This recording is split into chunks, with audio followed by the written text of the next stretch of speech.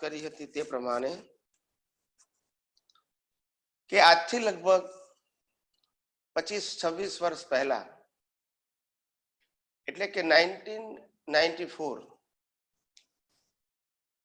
મારી વિદેશ યાત્રાની પ્રથમ શરૂઆત હતી અને તે વખતે અમેરિકાની અંદર ન્યુયોર્ક ન્યૂ જર્સી સિટીમાં એક મહાત્માના પ્રશ્નથી એમનો પ્રશ્ન હતો કે તમે આ જગતની અંદર ભવિષ્યમાં શું કરવા માંગો છો? ત્યારે મેં એમને જવાબ આપ્યો હતો કે મારો ભાવ એવો છે કે આ જગતના જીવોને એક નવી જીવન જીવવાની પદ્ધતિ આપવા માંગુ છું કે જે પદ્ધતિ ધર્મ, સંપ્રદાય, જાતિ, પ્રદેશથી મુક્ત હોય અને છતાંય જેની અંદર માનવ જાતનું કલ્યાણ સમાયેલું હોય એવી એક સર્વગ્રાહી પદ્ધતિ સિમ્પલ ભાષામાં આપવા માંગુ છું. આ મારું મિશન તે વખતે 1994 કીધેલું. એટલે ઘણા વર્ષોથી નાની ઉંમરથી આ મારા મનમાં પ્રશ્ન તો ચાલ્યા કરતો હતો, પણ તે દિવસે પ્રશ્ન પૂછ્યો એના નિમિત્તે વ્યક્ત થયો અને વ્યક્ત થયો એની અંદર મેં કીધું કે મારું મિશન માનવીય જીવન 4 પ્રકારના હિસ્સામાં વહેંચાયેલું હોવું જોઈએ અને આ 4 પ્રકારનો હિસ્સો એ એના જીવનનો ભાગ હોવો જોઈએ, ચોઈસ ના હોવી જોઈએ. તો પહેલી વસ્તુ છે કે દરેક વ્યક્તિએ પોતાના ફિઝિકલ ફિટનેસ માટે રેગ્યુલરલી ડેઈલી યોગા અને બ્રીથિંગ એક્સરસાઇઝ પોતાના જીવનમાં કમ્પલસરી બનાવવી જોઈએ, પાર્ટ ઓફ ધ લાઈફ. જેમ ખાવું કમ્પલસરી છે, નાહવું કમ્પલસરી છે, કામ કરવું કમ્પલસરી છે, પૈસા કમાવા કમ્પલસરી છે, ખાવું કમ્પલસરી છે, ઊંઘવું કમ્પલસરી છે, એમ યોગા પણ, યોગા અને breathing exercise, yoga with breathing exercise A compulsory બનાવો ફોર યોર ફિઝિકલ ફિટનેસ. શારીરિક તંદુરસ્તી માટે યોગા બહુ જરૂરી છે ને આધુનિક કાળમાં હવે પછીના સમયમાં, શરૂઆત તો છેલ્લા 5, 7, 10 વર્ષથી થઈ ગઈ છે, હવે પછીના વર્ષોમાં માનવીય જીવનોની અંદર માનસિક નબળાઈઓ અથવા તો માનસિક દુઃખ, માનસિક રોગો અથવા તો બ્રેઇન કેન્સર, બ્રેઇન ટ્યુમર, આવું બધું દિવસે દિવસે વધવાનું છે, ઘટવાનું નથી. અને એની અંદર આ જે ઓક્સિજન, બ્રીથિંગ એક્સરસાઇઝ થી લીધેલો ઓક્સિજન એ તમને એટલો બધો હેલ્પ કરશે કે દુનિયાની કોઈ મેડિસિન કામ નહીં કરે, પણ ઓક્સિજન કામ કરશે. Deep breathing. ટૂંકમાં અત્યારે બહુ વિગતવાર વાત નથી કરતો, ટૂંકમાં યોગા અને બ્રીથિંગ એક્સરસાઇઝને જીવનનો ભાગ બનાવો, ચોઈસ નહીં. નંબર 2, રાત્રે ગમે ત્યારે સૂઈ જઈએ ત્યારે 8, 9, 10, 11, 12 જેટલા વાગે સૂતા હોય એ સૂતા પહેલા અડધો કલાક મેડિટેશન કરીને સૂઈ જાઓ. મેં કહ્યું તે પ્રમાણે ભવિષ્યમાં માનસિક રોગો ભયંકર ભરડો લેવાના છે, આ મહામારી કરતા પણ વધારે, અને માણસને મોટામાં મોટું જો સતાવશે તો ભય સંજ્ઞા આ વિશ્વ ઉપર સામ્રાજ્ય કરવાનું છે. અને નબળા મનને વધારે ભય, સબળું મનને ઓછો ભય, પણ ભયથી મુક્ત રહેવું એ એક મોટો ક્વેશ્ચન હશે એમ. એટલે એવી પરિસ્થિતિ જે માનસિક આવવાની છે એની સામે એક હથિયાર તરીકે, પ્રિકોશન તરીકે અથવા તો પોતાની જાતને સેલ્ફ ડિફેન્સ બનાવવા માટે મેડિટેશન બહુ જરૂરી છે.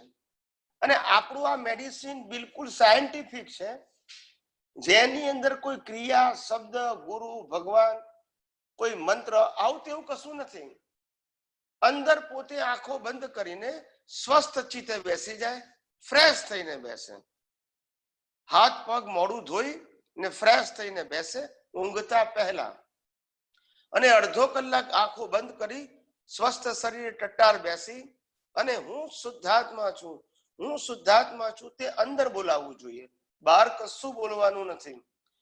અને એ બોલતા બોલતા જે કઈ વિચારો આવે, જે કઈ દ્રશ્યો દેખાય, એ બધાને માત્ર કુદરતી રચના તરીકે જોવાના છે. કશામાં ઊંડા ઉતરવાનું નથી, કેલ્ક્યુલેશન કરવાનું નથી, પ્રોફિટ એન્ડ લોસ જોવાનું નથી, લાઈક ડિસલાઈક જોવાનું નથી. જસ્ટ કુદરતી રચના જોઈને બાયપાસ. આના કારણે તમારું મનોબળ જબરજસ્ત સ્ટ્રોંગ થશે. અને જેવા તમે સૂઈ જશો એટલે રાત્રે તમને આખી રાત હું શુદ્ધાત્મા છું, હું શુદ્ધાત્મા છું, હું શુદ્ધાત્મા છું રહ્યા કરશે નિમિત્તે.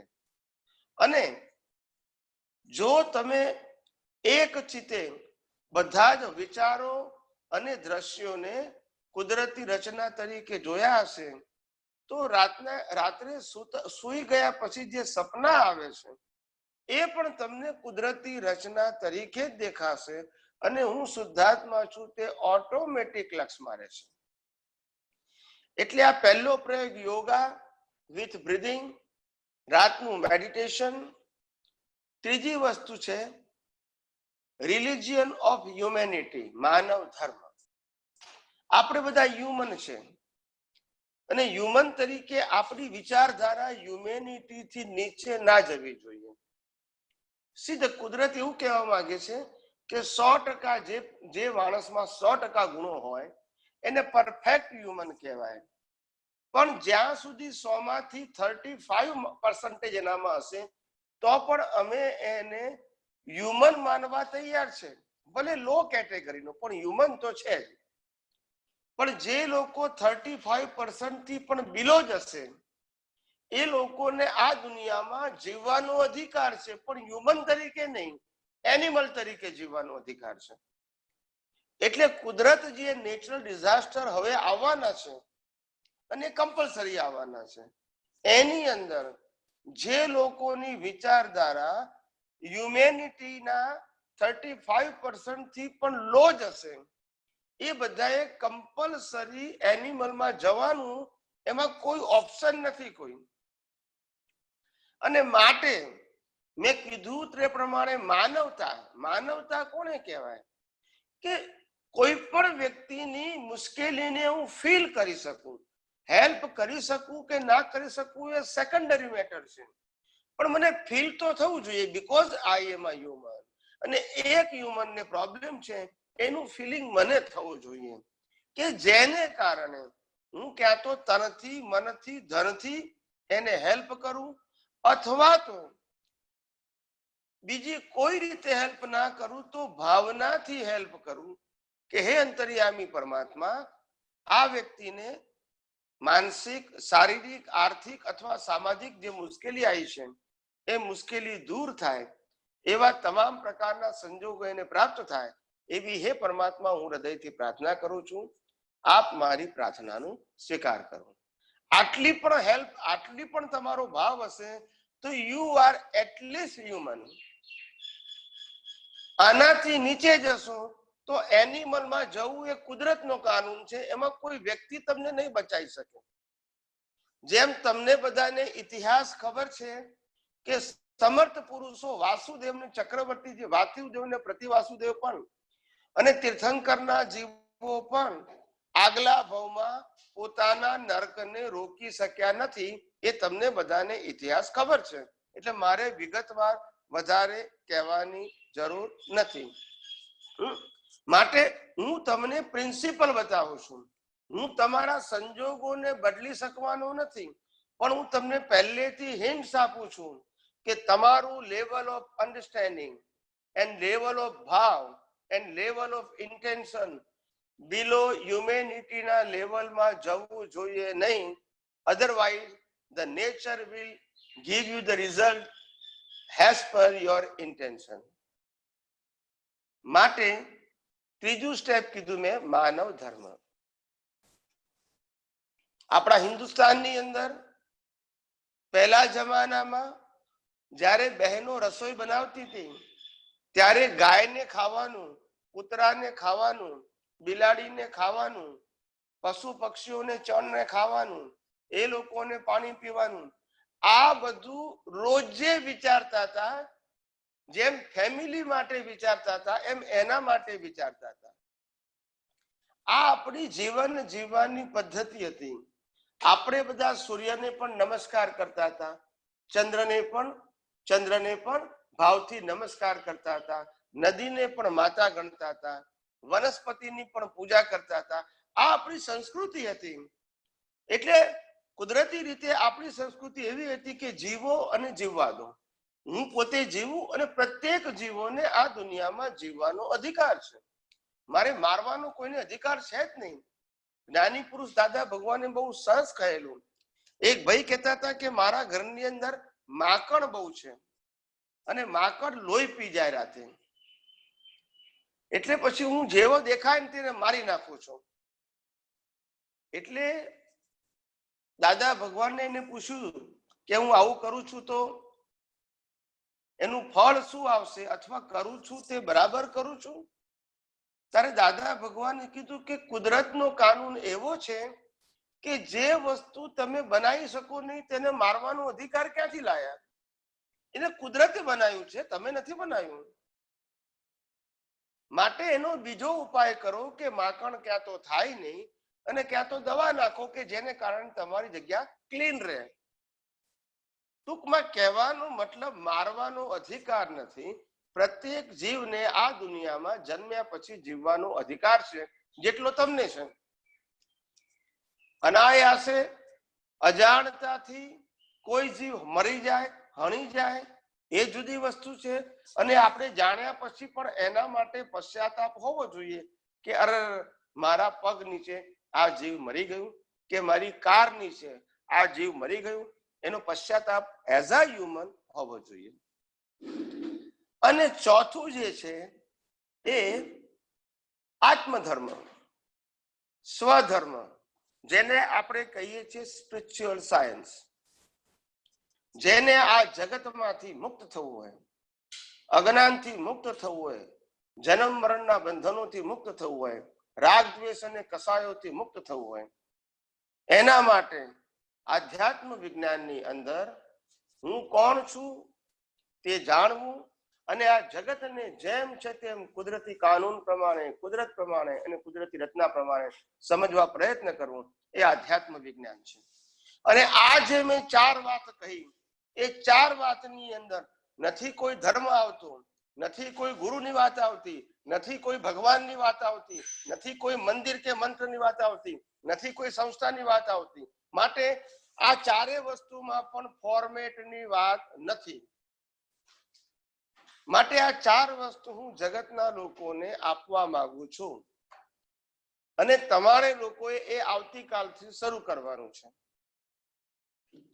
એટલે એક ઉત્કૃષ્ટ પ્રકારનું આપણે મનુષ્ય જીવન જીવવું છે કે જે મનુષ્ય જીવન શારીરિક અને માનસિક હેલ્ધી હોય, માનવતાવાદી હોય અને આધ્યાત્મિક વિચારો ધરાવતું હોય, એવું આપણું સર્વાંગી જીવન હોવું જોઈએ કે જેને કારણે આપણને કોઈ પણ પ્રકારનો જીવનની અંદર ભય અને ભીખ ના રહે.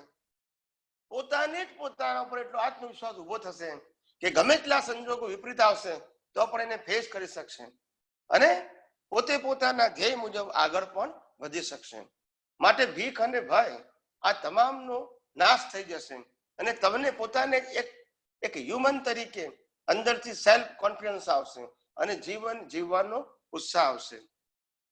માટે મારો એક ભાવ હતો જે મેં સવારે પણ કીધેલું, આના ઉપર તો મેં કલાક 1.5 કલાકના સત્સંગ પણ ભૂતકાળમાં કરેલા છે. એટલે કહેવાનો મતલબ કે આવો આપણે સૌ એક ઉત્તમ આદર્શ મનુષ્ય જીવન જીવીએ કે જેની અંદર શારીરિક, માનસિક, માનવતાવાદી અને આધ્યાત્મિકતા પણ સમાયેલી હોય, કે જેની અંદર ઉત્તમ માનવથી માંડી અને પરમાત્માની પ્રાપ્તિ સુધીનો માર્ગ ખુલ્લો થાય અને જેની અંદર કોઈ ભેદભાવ ના હોય, પક્ષ પંથ વાળો ના હોય. એવું આ 4 વસ્તુનું જે મેં વાત કરી છે એ એટલી અદ્ભુત છે. હું આશા રાખું કે આપણા મહાત્માઓ કે જે આ વિજ્ઞાનને ફોલો કરે છે એ please as early as possible આ 4 વસ્તુને ધ્યાનમાં રાખી અને પોતાનું જીવન જીવવા પ્રયત્ન કરે. કેટલું જીવાય છે એ ઇમ્પોર્ટન્ટ નથી. You will try your level best, this is important. મારાથી નહીં થાય, અશક્ય છે, ઇમ્પોસિબલ છે, ડિફિકલ્ટ છે, આળસ છે, આવા બધા એક્સક્યુઝ નહીં ચાલે. સમજાય છે? પ્રયત્ન કરતા કરતા કરતા આપણે ધીમે ધીમે આ વસ્તુને જીવનનો ભાગ બનાવવાનો છે. જેમ ખાધા વગર ના ચાલે એમ યોગા વગર ના ચાલે, જેમ ખાધા વગર ના ચાલે એમ બ્રીધિંગ વગર ના ચાલે, જેમ ખાધા વગર ના ચાલે એમ મેડિટેશન વગર ના ચાલે, જેમ ખાધા વગર ના ચાલે એમ માનવતા આપણા જીવનમાં હોવી જોઈએ, બીકોઝ વી આર હ્યુમન. એટલે આ હોવું જોઈએ કે ના હોવું જોઈએ? હોવું જ જોઈએ. અને આજે વિશ્વની અંદર જે મહામારી તમને સેમ્પલ રૂપે દેખાય છે, એવી મહામારીઓ અને સંકટો ભવિષ્યમાં બહુ જ આવવાના છે, નિકટના ભાવમાં, નિકટના સમયમાં આવવાના છે. માટે આજથી જ આપણે તૈયાર થઈએ, એવા તૈયાર થઈએ કે બધા જ પ્રકારની મુશ્કેલીને વેઠવાની શારીરિક માનસિક ક્ષમતા આપણી ખુલ્લી થઈ જાય. અને જે વખતે પણ સંજોગો એવા આવે કે ભાઈ આપણી સંપત્તિ લૂંટાવવાનો સમય આવે, લૂંટાવવાનો એટલે સદકાર્યો માટે, તો આપણને આનંદ થવો જોઈએ. એમ ના થવું જોઈએ કાલે મારું શું થવાનું છે, કંઈ જ થવાનું નથી. કુદરત જેની પાસે એક પૈસો નથી એવા પશુ પક્ષી પ્રાણીઓને પણ આખું જીવન જીવી શકે છે. એ લોકોને તકલીફ નથી કોઈ જાતની, એ લોકોને નથી સાધન, નથી સંપત્તિ, કશું જ નથી, તોય જીવે છે. અને મનુષ્ય પણ જીવી શકે છે, એવું નથી કે નથી જીવી શકતો. પણ એવું છે કે પોતાના ઉપર આત્મવિશ્વાસ હોવો જોઈએ. નહીં તો હિન્દુસ્તાનની અંદર સાધુ સંતો પણ એવા પવિત્ર છે કે જે કંચન અને કામિનીનો ત્યાગ કરી ઘર પરિવારથી મુક્ત રહી અને અદ્ભુત સુંદર જીવન જીવે છે, અને પોતે સુંદર જીવન જીવે છે અને અનેક લોકોને એવું અદ્ભુત ઉત્તમ જીવન જીવવાનું માર્ગદર્શન આપે છે, without money and without ownership of any assets. તો આવા પણ મહાન પુરુષો આજે પણ વિશ્વમાં છે જ. એટલે તમે એવું ના માનશો, એ લોકોનું પણ જીવન કુદરતી રચના પ્રમાણે છે ને આપણું જીવન એ કુદરતી રચના પ્રમાણે છે. પણ આપણું જીવન જે કુદરતી રચનામાં બધી કૃત્રિમતા છે, નેચરાલિટી નથી, જેને કારણે આપણને એનો લોસ પણ જાય છે. અસહજતાને કારણે જ ભય સંજ્ઞા ઉત્પન્ન થાય છે, અસહજતાને કારણે જ ભીખ સંજ્ઞા ઉત્પન્ન થાય છે. આ બધું એબનોર્મલ લાઈફને કારણે જ છે. નોર્મલ લાઈફ વાળાને આવું તેવું કશું હોય નહીં. તો આઈએ વળી પાછા આપણે આધ્યાત્મ વિજ્ઞાનની અંદર નવા પોતાના જ પ્રશ્નો પૂછી પોતે સમાધાન મેળવી અને મુક્તિના માર્ગે આગળ વધીએ, એ જ મારી અભ્યર્થના અને પ્રાર્થના સર્વે મહાત્માઓને. જય સચ્ચિદાનંદ. જય સચ્ચિદાનંદ. જય સચ્ચિદાનંદ. તોડિયા રમેશભાઈ, રાજકોટ. હા, જય સચ્ચિદાનંદ. જય સચ્ચિદાનંદ. રાજકોટ થી રમેશભાઈ. જય સચ્ચિદાનંદ. આપણે મળેલા છે? ના, બહુ ભણેલા તો નથી સ્વામીજી. ના, આપણે મળેલા છે હું કહું છું. હા, રાજકોટ આપણે મારી ઘરે આવી ગયેલા છો આપણે ફરવા. ઓકે. હા, જય સચ્ચિદાનંદ. હવે આપણા પ્રશ્ન એ તો આપ ઘણી ફેરે વારંવાર બોલો છો, દાડા વળે પણ નીકળે પણ વળે નહીં. હવે આ જે તમારે આની અંદર થી આમ કરુણા ભાવ છલકાય, પણ આની અંદર માં આમ કઈક રહસ્ય હોય એવું લાગે છે, અને થોડીક આમ અજાગ્રતિ હોય એમાં જાગૃત થાય એવું, એટલે આના માટે જરાક ખોડ પાડશું.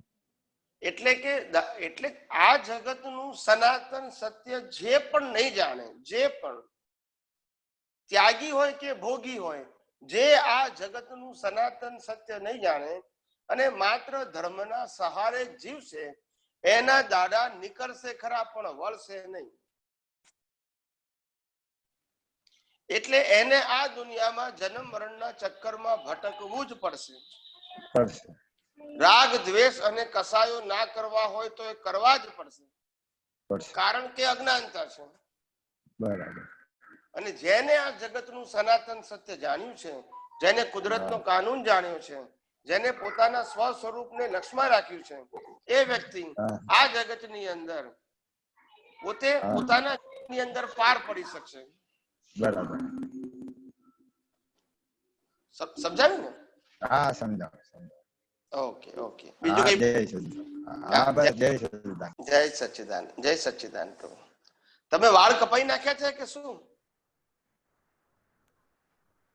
હા થોડોક કરી નાખ્યું છે. હા એટલે પછી એટલે મોઢું ફરી ગયા. બધું લાગે છે. ઓકે ઓકે ઓકે જય જય જય શ્રી. જય સચ્ચિદાનંદ, જય સચ્ચિદાનંદ, હા જય સચ્ચિદાનંદ. હા બોલો બીજા કોણ? સ્વામીજી જય સચ્ચિદાનંદ. જય સચ્ચિદાનંદ, જય સચ્ચિદાનંદ. આજે તો સ્વામીજી અહીંયા પણ લંડનમાં પણ બહુ સરસ તાપ ને નીકળ્યો છે એટલે થોડુંક આમ સારું થયું. હું આવી ત્યારથી ઠંડક ઠંડક હતી એટલે હવે સારા આવવા માંડ્યા. હા વેરી ગુડ. થોડું તાપમાં બેસજો મોર્નિંગમાં. હા ગઈ હતી 1 કલાક વોક કરી આવી હમણાં એટલે સત્સંગ પહેલા જ આવી ગઈ. હા બહુ સરસ બહુ સરસ. હા તાપમાં ફરવું આપણે ગુડ. આપણે જ્યાં જતા હતા ને પાર્ક તરફ એ બાજુ ગઈ હતી ગઈકાલે. પછી એટલે તમારે અમને જણાવી દેવાનું લાગે છે. કદાચ આનો આન્સર હમણાં તમે જે ભાઈને કહ્યું ને એમાં આવી જ ગયો હશે કે દાદાની દિવ્ય દેશના આવ્યું હતું કે દાદા કહે છે કે આ જગત થી છેતરાઈને પણ મોક્ષે ચાલ્યા જવા જેવું છે કારણ કે વખત ખરાબ આવી રહ્યો છે. તો છેતરાઈને એટલે કેવી રીતે? એમ છેતરાવું એટલે શું કે હાથે કરીને લૂંટાવવું નહીં, પણ છેતરાવું એટલે કે પોતાની જાત માટે ના વાપરતા લોક કલ્યાણ માટે ખર્ચી નાખવાનું. હા એટલે આજે બધું આવી ગયું. હા માલિકી ભાવ છોડી દેવો આપણે. મારું છે ને મારે વાપરવાનું છે એવું નહીં. એ કુદરત તે પુણ્યથી તો મને આપ્યું છે, પણ આ લક્ષ્મી કોઈ પણ સારા કામમાં વપરાતી હોય તો મને એમાં આનંદ જ છે. Okay okay. એટલે મારી તરીકે મારે ભોગવવી નથી, પણ કોઈના સદુપયોગ માટે પણ વપરાતી હોય કે લોક કલ્યાણ માટે વપરાતી હોય કે માનવ જાત માટે માનવ હિત માટે વપરાતી હોય, માનવતા માટે વપરાતી હોય, તોય મને એટલો જ આનંદ છે જેટલો હું વાપરીશ. ઓકે હા સરસ. એટલે આમ એમ લાગ્યું કે એવું જ હશે પણ છેતરાય નહીં એટલે મને થયું કે શું કે છે દાદા કે આપણે શેનાથી છેતરાવું એટલે બરાબર પોતાપણું મૂકી દેવાનું. અને બીજા એંગલ થી દાદા ભગવાને એ પણ કહ્યું છે કે છેતરાવું એટલે શું કહેવા માંગે છે? કોઈ વ્યક્તિ બુદ્ધિશાળી આપણને માનો કે છેતરી જાય, આપણને પછી ખબર પડે કે આપણે છેતરાઈ ગયા. અરે દાદા ભગવાન કે છે એના માટે આપણે દ્વેષ નહીં કરવાનો. અચ્છા. પણ કુદરત એવું કે છે કે એને આપણે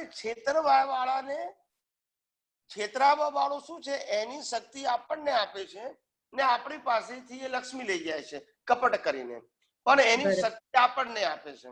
એટલે કુદરત એટલે દાદા ભગવાન એવું કહેવા માંગતા હતા જે જાણીને છેતરાય ને એને કુદરત શક્તિ આપે, અને જાણીને છેતરે ને એની પાસે કુદરતી 2 પગમાંથી 4 પગમાં જાય. હા એ તો તમે સારું. એને રૌદ્ર ધ્યાન કીધું છે. શું કીધું છે? કોઈને પોતાની વધારે બુદ્ધિથી ઓછી બુદ્ધિ વાળાને છેતરવું એને શાસ્ત્રોમાં રૌદ્ર ધ્યાન કીધું છે. અને એ રૌદ્ર ધ્યાન એને આર્ત ધ્યાન કીધું છે. અને આર્ત ધ્યાન એટલે પશુ યોની ને રૌદ્ર ધ્યાન એટલે નર્ક ગતિ. એટલે આમ જૈન ધર્મમાં પહેલેથી નાનેથી એવું તો શીખવાડ્યું છે કે આવું કઈ થાય તો એમ સમજી લેવાનું કે તમારું ઋણ ચુકાઈ ગયું, એવું બધું.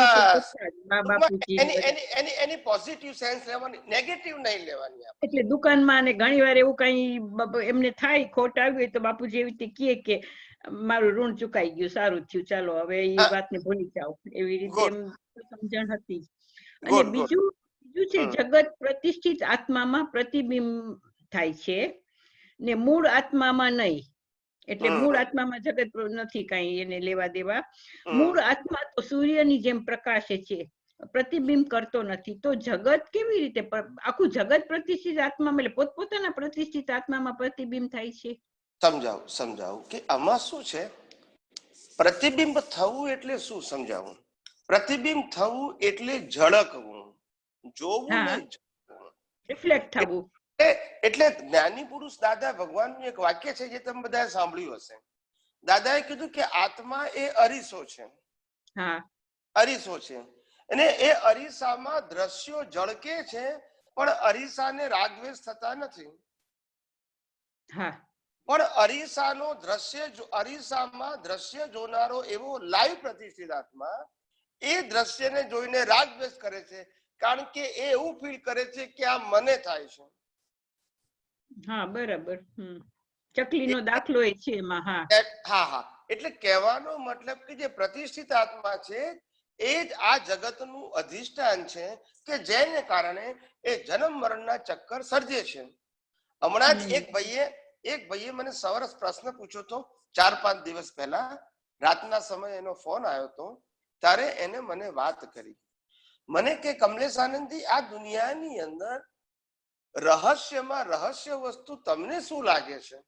મેં કહું ઘણી બધી રહસ્યની વસ્તુઓ છે, એનું તને એક રહસ્ય બતાવું છું. એટલે એને ઇંતેજારી થઈ, ઉત્સાહ જાગ્યો, કયું રહસ્ય કે છે? ત્યારે મેં કીધું કે જે મન વચન કાયાએ કોઈ કર્મ બાંધ્યા નથી, એ જ મન વચન કાયાને કર્મ ભોગવવા પડે છે. આનાથી મોટું રહસ્ય કયું હોઈ શકે? આ પહેલી વાર વાત સાંભળી. આ મન વચન કાયાએ તો કર્મ બાંધ્યા જ નથી, ગયા અવતારના કર્મ બાંધેલા છે એ મન વચન કાયાની હાજરીમાં, અને આ મન વચન કાયા તો નિર્દોષ છે. તો એ નવા છે કે સેમ મન વચન કાયા ના આવે? હોતા હશે, ગયા અવતારના અવતારમાં આવે. આપણે કોઝલ બોડી જે કહીએ છીએ, એટલે મારે એવી સમજણ છે કે કોઝલ બોડી ની સાથે જ બધું આવે. કોઝલ બોડી એ જુદી વસ્તુ છે. કોઝલ બોડી એ કારણ શરીર કહેવાય, અને ઇફેક્ટ બોડી ને કાર્ય શરીર કહેવાય. ઓકે, પણ સેમ ના હોય બીજા નવા મન ના વચન? ના, મનુષ્યમાં હોય, પશુ પક્ષીમાં હોય, પ્રાણીમાં હોય, દેવગતિમાં, નરગતિમાં, ગમે ત્યાં હોય. બોડી તો કુદરત જ તમને આપે. એટલે પછી એને મને બીજો પ્રશ્ન પૂછ્યો, મને કે છે આવું થવાનું કારણ શું? જો ગુનેગાર નથી તો એને સજા છે, અને કુદરતનો કાનૂન એવું કે છે કે ગુનેગારને સજા હોય, નિર્દોષને સજા ના હોય, તો પછી શરીરને સજા કેમ? એવો એને મને કાઉન્ટર ક્વેશ્ચન કર્યો. એટલે એમ વિચારે છે કે આ શરીર નિર્દોષ છે એમ? હા, શરીરનો જો કોઈ ગુનો નથી તો પછી એને કેમ સજા? ત્યારે મેં કીધું કે કુદરતે આ શરીર આપેલું છે, કુદરતે કર્મ ભોગવવા માટે શરીર આપ્યું છે, અને કર્મ તો આપણો જે પ્રતિષ્ઠિત આત્મા જે ગયા અવતારમાં ચાર્જ હતો, એ અવતાર આ અવતારમાં ડિસ્ચાર્જ છે, એ જ ભોગવે છે through the body. So the body is a instrument. જેમ આપણે કારથી ટ્રાવેલિંગ કરીએ છીએ, પણ કાર એ આપણે નથી. જેમ આપણે મકાનમાં રહીએ છીએ, બધી ફેસિલિટી મળે છે, પણ મકાન આપણે નથી. એ મન વચન કાયા દ્વારા સુખ દુઃખ ભોગવીએ છીએ, પણ મન વચન કાયા ભોગવતા નથી. એના દ્વારા જે પ્રતિષ્ઠિત આત્મા ડિસ્ચાર્જ છે એ ભોગવે છે.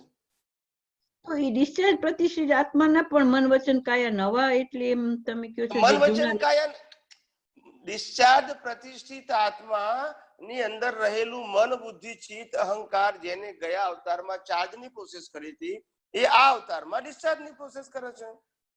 હા, એટલે સેમ જ આવે છે ને, હું એમ કઉ છું. સેમ એટલે બસ એ મારે, એટલે તમે જે કહ્યું ને થોડું મિસઅન્ડરસ્ટેન્ડિંગ થઈ ગયું, એટલે આ બરાબર છે.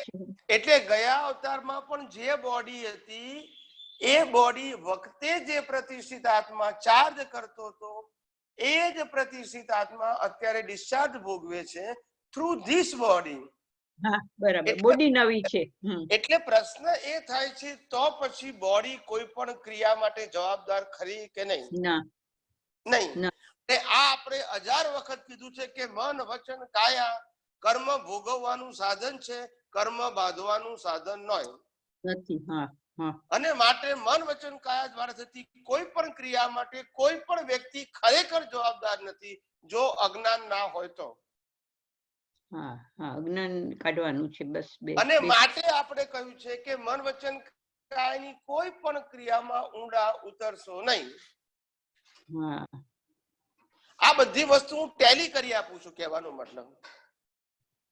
બહુ સરસ. તો પછી હવે આ એક બહુ યાદ રહી જશે મને લાગે છે બધાને, કે આ એક રહસ્ય છે. તમે કહ્યું એટલે રહસ્ય તરીકે, કે આ એક રહસ્ય તમે જેને જવાબ આપ્યો કે આ બોડી તો સાવ ઇનોસન્ટ છે. એટલે મને કેવું છે, કોઈ વ્યક્તિ ગમે ત્યારે પ્રશ્ન પૂછે તો એને જે એંગલ થી પૂછ્યું હોય એ એંગલ થી જવાબ નીકળે. મારે ટાઈમ સાથે કોઈ નિસ્બત નથી. રાતના 12 વાગે પૂછે તો મારો જવાબ તો એ જ હોય કે મારા દર્શન ઉપર ક્યારે આવરણ આવતું જ નથી. પ્રકૃતિ થાકી જાય એવું બની જાય, આંખો થાકી જાય, મોઢું થાકી જાય એવું બની શકે, પણ દર્શન કોઈ દિવસ થાકે નહીં. એટલે મને 12 વાગે પ્રશ્ન પૂછે તો દર્શન માંથી ફેરફાર ના આવે, પણ પ્રકૃતિને થાક લાગે એ બની શકે, કારણ કે મશીન છે. તો એવો ક્વેશ્ચન થાય કે જો પ્રકૃતિને થાક લાગ્યો હોય તો દર્શનમાં થોડીક મનતા કે ના આવી જાય? બિલકુલ ના આવે, 100% ના આવે. ઓહો. જો દર્શનમાં આવે એવું એક્સેપ્ટ કરીએ તો કેવળ જ્ઞાનમાં આવે એ એક્સેપ્ટ કરવું પડે. હા બરાબર. એટલે તમારે ગમે ત્યારે મધરાત્રે તમને પૂછે કે ગમે ત્યારે પૂછે, તમે ઊંઘમાં હો કે એવી રીતે, પ્રશ્ન તમારો એક જ જવાબ નીકળે દર્શનમાંથી. સિદ્ધાંતિક નીકળે. બુદ્ધિ ઉપર આવરણ આવે. શેના ઉપર આવે? તો એ કેવી રીતે ઇફેક્ટ થાય બુદ્ધિ ઉપર આવરણ આવે? કારણ કે બુદ્ધિ છે એ રિલેટિવ સત્ય ઉપર આધારિત છે. ના એ સમજી ગઈ, પણ એનો ઇફેક્ટ શું આવે દર્શન ઉપર જો બુદ્ધિમાં આવરણ હોય તો? બુદ્ધિમાં આવરણ હોય તો દર્શન ઉપર કોઈ ઇફેક્ટ ના આવે. ના આવે ને. કહેવા માંગુ છું કે બુદ્ધિ ઉપર આવરણ આવી શકે સંજોગોને આધીન, દર્શન ઉપર ના આવે એવું કહેવા માંગુ છું. Okay okay. હા, દર્શન ઉપર કોઈ દિવસ ના આવે. એટલે ઘણા માણસ વાણિયા હોય, બુદ્ધિશાળી હોય, પછી ઘેર આવીને થાકે ને એટલે પછી કોઈ કહે કે ભાઈ આટલો હિસાબ કરી આપો ને, હવે હું થાકી ગયો છું, હમણાં રહેવા દે કે છે. એ તો દરરોજ થાય છે. એટલે બુદ્ધિ ઉપર થાકની અસર લાગે, દર્શન ઉપર ના લાગે. દર્શન ઉપર ના લાગે ને કેવળ જ્ઞાન ઉપર પણ ના લાગે. Okay okay. હા, હવે એક બીજું છે સ્વામીજી, છેલ્લું આ કૃષ્ણ ભગવાને કહ્યું છે કે જ્ઞાની પુરુષ એ જ મારો આત્મા, અને તેઓ એટલે જ્ઞાની એમ હું સમજુ, તેઓ પાપોને ભસ્મીભૂત કરી આત્મજ્ઞાન પ્રાપ્ત કરાવી શકે છે. આમાં ક્વેશ્ચન એમ છે કે જ્ઞાની પુરુષ એ જ મારો આત્મા, ને એ પાપોને કેવી રીતે ભસ્મીભૂત કરે? એટલે સમજણથી જે કરાવે છે ને દર્શન ખોલાવે છે એટલે જ? ના, સમજાવ તમને.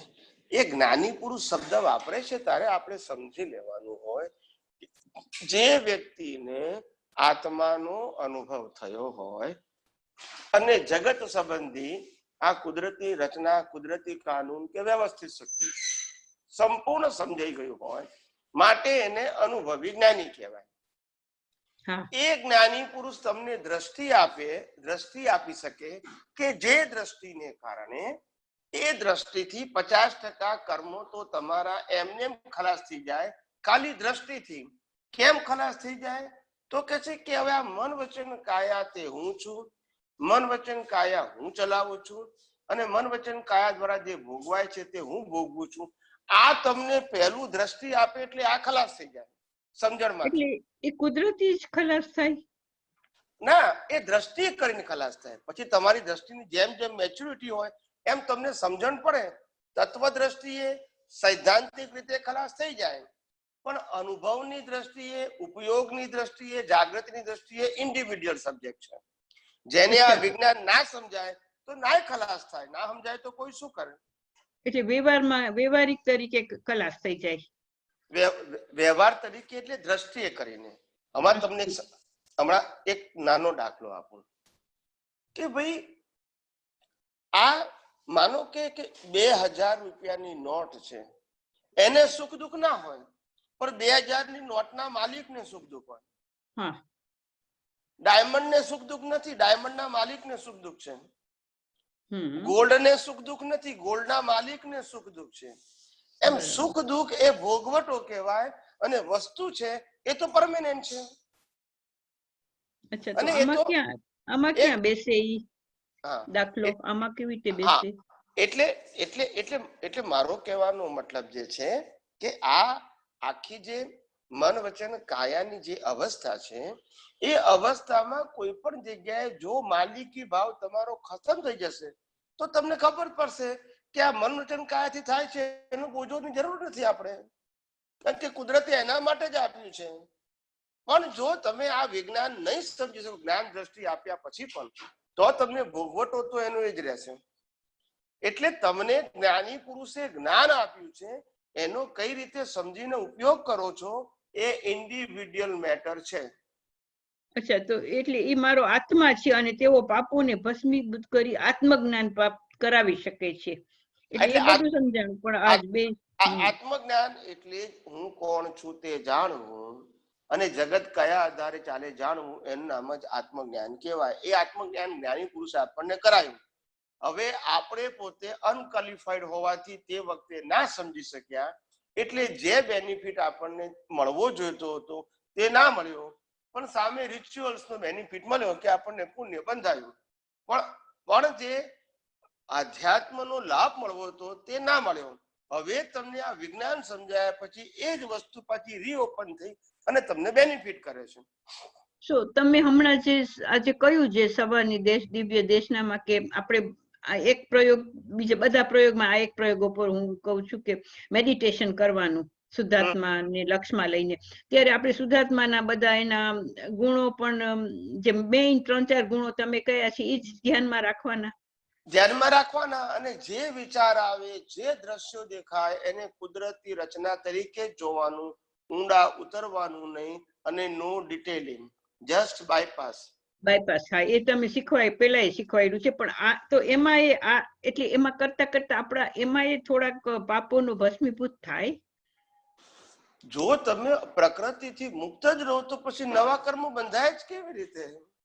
અચ્છા, એટલે આ meditation is a beginning to help towards that. Of course. આમે જ્ઞાનીઓ ઉગાડી આંખે મેડિટેશન જ કરતા હોય છે. હા, જ્ઞાનીઓ તો કરતા જ હોય, પણ અમારે હવે એ પ્રયોગ કરવો છે એટલે એ તમારી એટલે મેં તમને એમાં આગળ કહ્યું કે જો આ રીતે તમે રાત્રે શુદ્ધાત્મા બોલી અને વિચારો અને દ્રશ્યોને કુદરતી રચના તરીકે જોતા શીખશો તો પછી રાતે ઊંઘી ગયા પછી સપનામાં પણ તમે કુદરતી રચના દેખાશે અને શુદ્ધાત્મામાં રહી શકશો. હવે આ રીતે સપનામાં રહેશો તો એની અસર પછી દિવસે પણ પડશે. સરસ. હા, તમે આ પ્રયોગ પેલા કહ્યો છે પણ અમે ભૂલી પાછા જાય છે, એટલે હવે આ યાદ કરીને દરરોજ કરવાનું ખાસ નોંધ લઈ લેવાની છે અમારે. અને બીજું સ્વામીજી જ્યાં પર્સનલ લેવલે કેવું છે, મને જ્યાં બોજો લાગ્યો. આજે મેં તમને જેમ કહ્યું કે હું વોક લેવા ગઈ અને આપણા પછી આ સવારે જે સત્સંગ થયો હતો હિન્દી સત્સંગમાં, એનો વિચાર બધો આવતો હતો મને. થોડુંક મેં માનવતાનું જોયું, પછી મને થયું કે મેં તો આવું કરી લીધું છે, મેં તો આવું માનવતાના કામ કરી લીધા છે, મેં તો આવું કરી લીધું છે, બચુભાઈ હતા ત્યારે પણ આવું અમે કર્યું હતું, એવું બધું મને બધા વિચાર આવ્યો તો મને પછી બહુ બોજો લાગ્યો અને જરાક આમ ઇમોશનલ થઈ ગઈ. તો આવા બોજા ના થાય, સારું કહેવાય કે ખરાબ કહેવાય? ના, એટલે આપણને આમાં શું થાય છે કે ભૂતકાળ યાદ આવે છે ને એટલે ભૂતકાળના સંબંધો યાદ આવે છે, એનો બોજો છે. ભૂતકાળમાં સારી વસ્તુ કરવી એનો બોજો નથી, પણ ભૂતકાળમાં એનો જ આવ્યો કે આ સારું કર્યું છે એ જ બધું યાદ આવ્યું. આ પણ સારી વસ્તુ કરવું એની સાથે ભૂતકાળના જે સંબંધો યાદ આવે ને એટલે લાગ્યું તમને આ. એટલે માનવતા ઉપર હતું ને એટલે આવ્યું, તો એ ન આવવું જોઈએ ને, આપણે યાદ તો નહીં કરવાનું ને એવું બધું.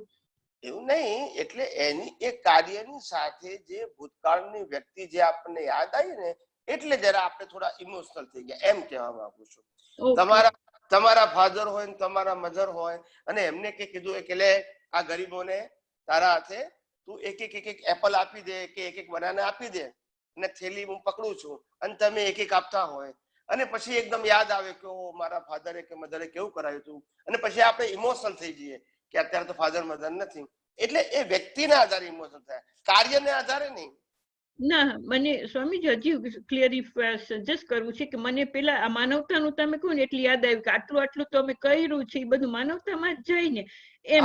એટલે એમ વ્યક્તિ ના એમની એટલે એમ તો મને એવું યાદ આવ્યા રાખ્યું, તો એમ હું શું કઉ છું કે આવી વાત ઉપરથી આ યાદ આવે એ સારું કહેવાય કે ખરાબ કહેવાય કે એને બાયપાસ કરી દેવાનું? કશું નહીં, આપણે બાયપાસ જ કરવાનું, પણ સારું કર્યું છે એ આપણને અત્યારે આ નિમિત્તે યાદ આવ્યું છે, રીઓપન થયું છે, કશો વાંધો નહીં, ઓકે. આપણને એમ લાગ્યું છે કે આ પ્રકૃતિ આપણે સારી લાયા છે આટલી, અને પછી અંદરથી એવો વિચાર હજી મારે આ કરવું છે એવા ભાવ પણ થાય. કઈ વાંધો નહીં, એટલે જય સચ્ચિદાનંદ જે થશે બધું આપણી ભાવના સારી હશે તો બધું સારું જ થશે.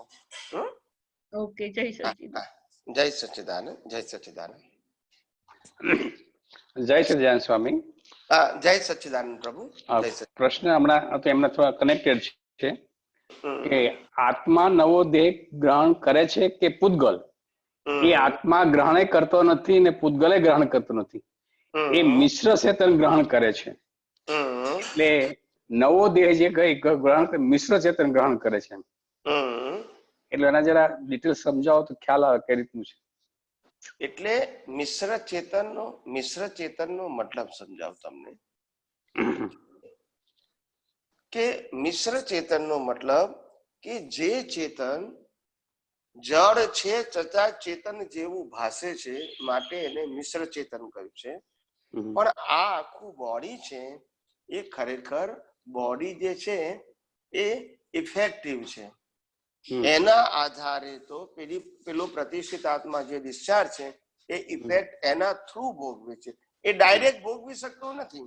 ધારો કે 2000 રૂપિયાની નોટ છે, એ ડિસ્ચાર્જ પછી આત્મા જોઈ ના શકે, લઈ ના હતો, પણ પ્રકૃતિ દ્વારા એને સુખ દુઃખ નો અનુભવ થાય, મળે તો પ્રકૃતિ આનંદ થાય, એનો આનંદ એને થાય, એને કોઈ ખેંચી લે પ્રકૃતિ પાસેથી તો દુઃખ એને થાય છે.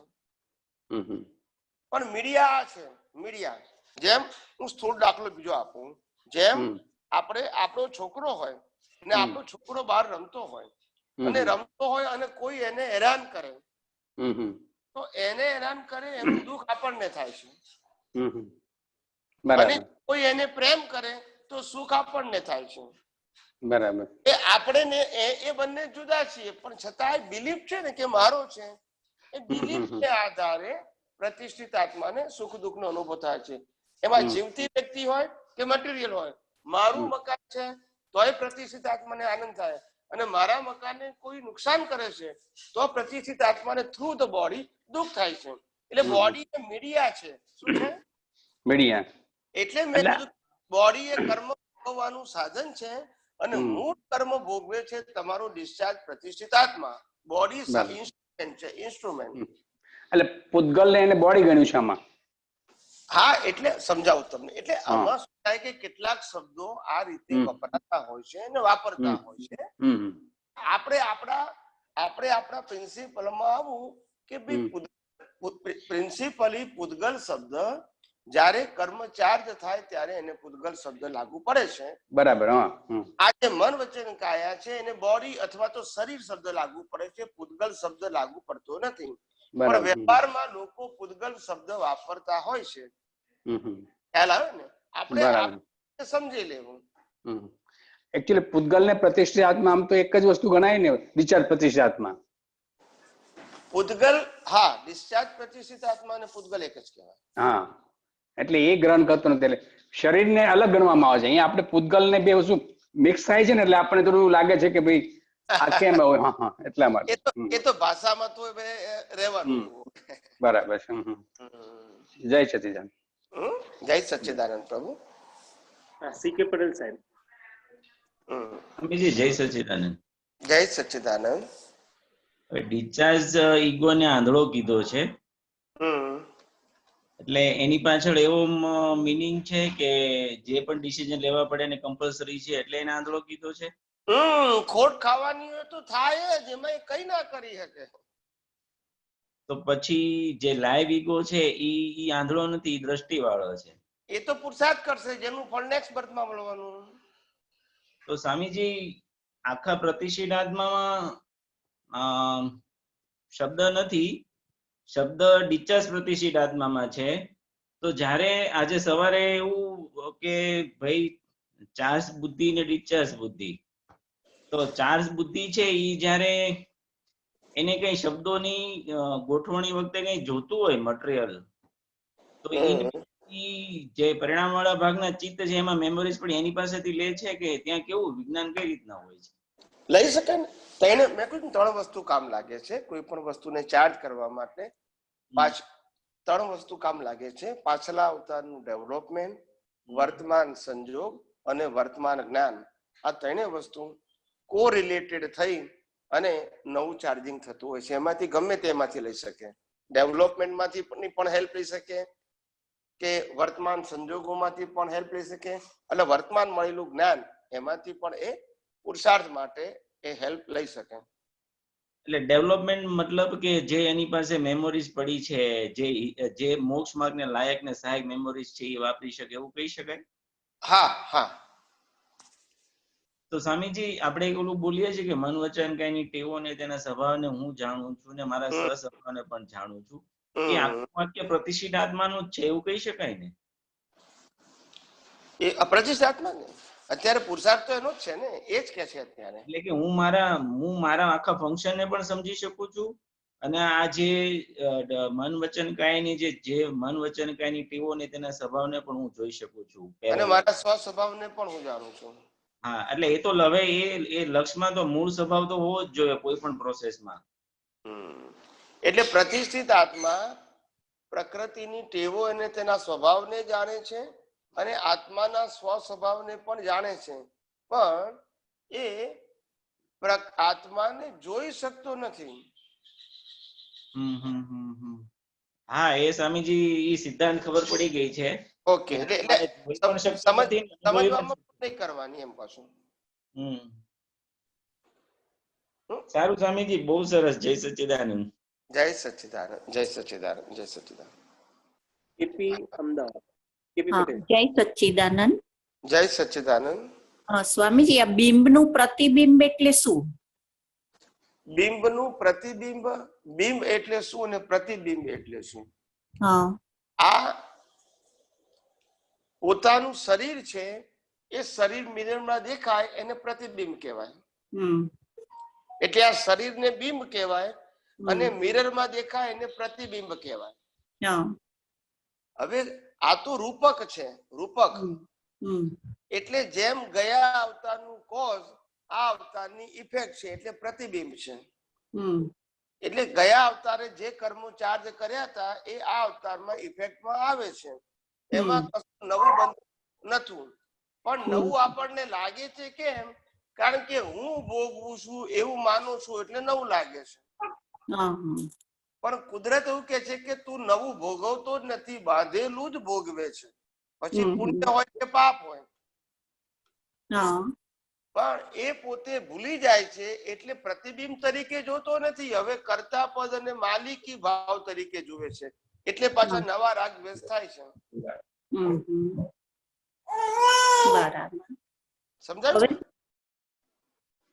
હવે છે ને જેમ એમ કે છે ને કે આપણામાં આપણને સમજો કોઈ પ્રત્યે નેગેટિવ ભાવ આયા એની પ્રત્યે, તો સામેવાળાને પણ તરત એની પડઘો પડે?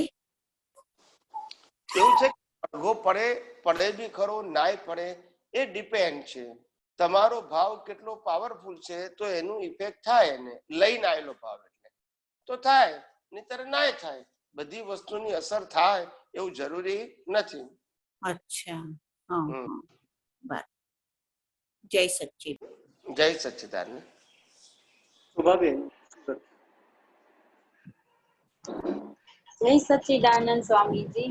જય સચ્ચિદાનંદ. સ્વામીજી, આપતવાણીમાં દાદાએ એવું કીધું છે કે તમારે બધું ફરજિયાત જોવું પડશે, નહીં જોવો તો પાછું આવશે. તો આ મેડિટેશન અને એને કઈ કનેક્શન? શું કીધું? ફેરથી છેલ્લું વાક્ય ખબર ના પડે. દાદાએ એમ કીધેલું છે કે તમારે બધું જોવું પડશે, જોવું જ પડશે. હા, પછી શું બોલે?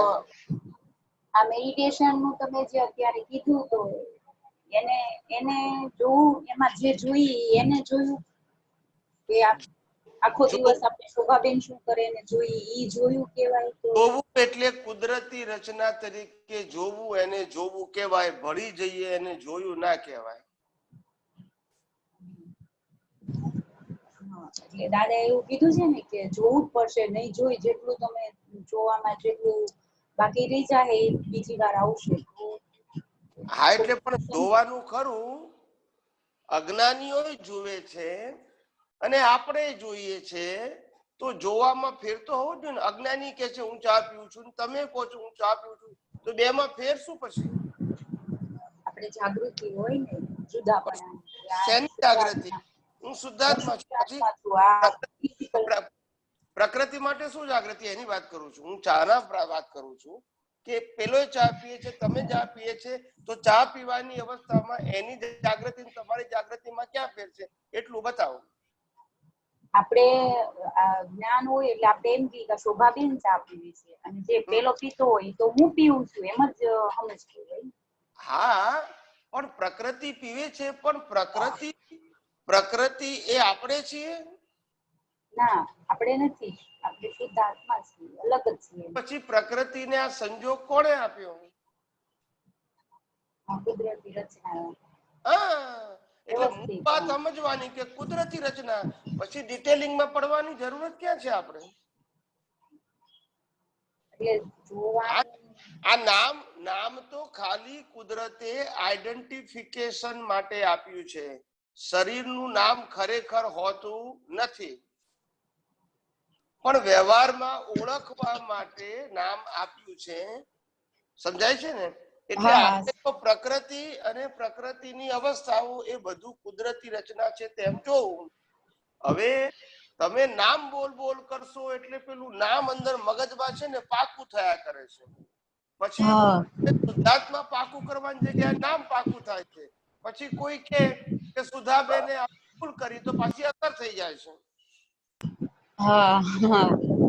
આપણે નામ નથી પાકું કરવું, કુદરતી રચનાને પાકું કરવું છે.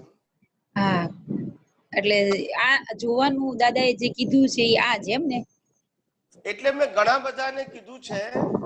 કેટલાક બહેનોને એવી ટેવ પડી ગઈ છે પેલી અમુક વ્યક્તિઓની પરંપરાને કારણે કે ભાઈ આ નામધારી આમ કરે છે, નામધારી આમ કરે છે, નામધારી આવું કર્યું, નામધારી બહારગામ જઈ આયા, આવું બોલે છે બધા. હું કઉ છું આવું બોલવાનું ના હોય, આ સમજવાનું છે. મારી વાત સમજાય? આપણે એમનું માઇક બંધ છે, માઇક બંધ છે. હા, એક મિનિટ. હા, બોલો પુષ્પાબેન. વાત સમજાય કે નહીં? હા, હલો, જય સચ્ચિદાનંદ. વાત સમજાય કે નહીં? હા, સમજાય. ઓકે. હા, પણ એટલે મેં કીધું જોવાનું એટલે તો મેં કીધું આ કુદરતી રચના ઈ જ જોવાનું, આખો દિવસ ઈ જ જોયા કરવાનું. કુદરતી રચનાનો મતલબ જ થાય કે સામાન્ય ભાવે જોવું, જેમાં માલિકી પણ કરતા પણ ના હોય એવી રીતે સામાન્ય ભાવે જોવું. હા, નામ પાડીને જે આપણે બોલી કે આ શોભાબેન કરે છે, આ હું નથી, હું શુદ્ધ આત્મા, એમ નહીં જોવાનું. કુદરતી રચના એ રીત બરાબર નથી એમ કહું છું. હા, સમજાય. તમે કોઈને થર્ડ પાર્ટીને કહો કે શોભાબેને ભૂલ કરી હતી, તે બીજાને એમ લાગે કે આ કયા બેનની વાત કરે છે. ના, એ તો અંદર સમજવાનું ને. પણ તમે તો બોલો છો. ના, અંદર સમજવું એમ. અંદર સમજવું એમ. સમજવાનું, તમે તો બોલવાની વાત કરી. ના, કેટલાક લોકો તો બોલે છે બહાર કે આ તો શોભાબેન બહારગામ જઈ આયા, શોભાબેન વડોદરા જઈ આયા, આવું બોલે. અને આ બાર બધું જે જોવે, સતત બધું જોવાનું, નિરીક્ષણ કરવાનું, એ તો બધું પ્રતિષ્ઠિત આત્મા કરે ને. હા, એટલે આ સમજવાનું છે. જે સમજવાનું છે બોલવાનું નથી, અને જે બોલીએ છીએ સમજવાનું નથી. ના, એટલે કીધું આ દાદા એમ કીધું છે કે બધું જોવું જ પડશે, તો પાછું આવશે. તો કીધું હું પાછું આપણે કેટલું રહી જતું છે જોવાનું, તો કેટલું બધું પાછું આવશે. આ કુદરતી રચના નથી જોતા, એ તમારી જવાબદારી છે. હા, જય સચ્ચિદાનંદ. જય સચ્ચિદાનંદ, જય સચ્ચિદાનંદ.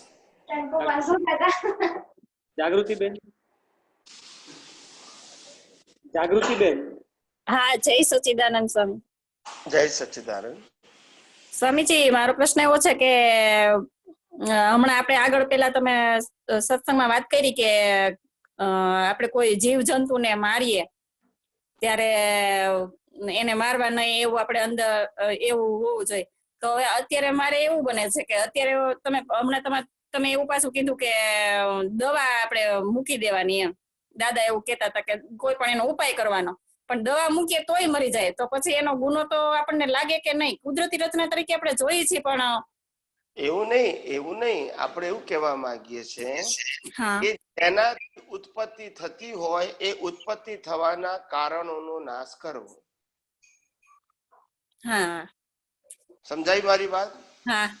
એટલે કદાચ એક વખત મૃત્યુ પામે બની શકે, પછી વારંવાર ના થાય. હા, દાખલા તરીકે હું દાખલો આપું છું હવે. હા, આપો. દાખલા તરીકે તમારા ઘરની અંદર બાથરૂમ છે, અને બાથરૂમની અંદર અમુક જગ્યાએ પાણી ભરાઈ રહેશે. હા. અને એ પાણી ભરાયા પછી પાણી કાઢતા નથી, એટલે એમાં મચ્છર થાય છે. અને મચ્છર થાય છે પછી આપણે મચ્છરને મારીએ છીએ. આપણને કડે નહીં એટલે તો જ્ઞાની એમ કે છે કે ભાઈ આપણે પાણી ભરાય છે તો પાણીને કાઢીને કોરું કરો તો આનો ઉપાય કહેવાય. મચ્છર ઉત્પન્ન થાય ને મારવા, ઉત્પન્ન થાય ને મારવા, પણ ઉત્પન્ન થવાનું કારણ શું? તો કે પાણી ભરાયું તે.